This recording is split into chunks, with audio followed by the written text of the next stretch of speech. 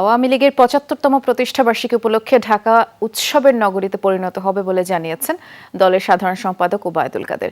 ধানমন্ডিতে দলের সভাপতির রাজনৈতিক কার্যালয়ে দলের প্রতিষ্ঠাবার্ষিকী উপলক্ষে আয়োজিত সভায় একথা জানিয়ে তিনি বলেছেন, পুরো রাজধানী জুড়েই সাজসজ্জা করা হবে। দিনটি উপলক্ষে উৎসব পালন করবে আওয়ামী লীগ।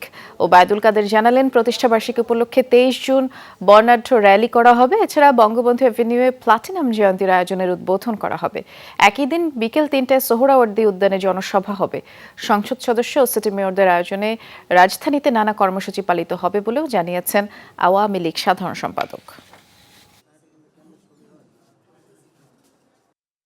আমাদের ২১ তারিখে র্যালি থাকবে, আর ২৩ তারিখে আমাদের সকালে বঙ্গবন্ধু ভবনের সামনে এই প্লাটিনাম জন্মজয়ন্তীর শুভ উদ্বোধন করবেন প্রধানমন্ত্রী।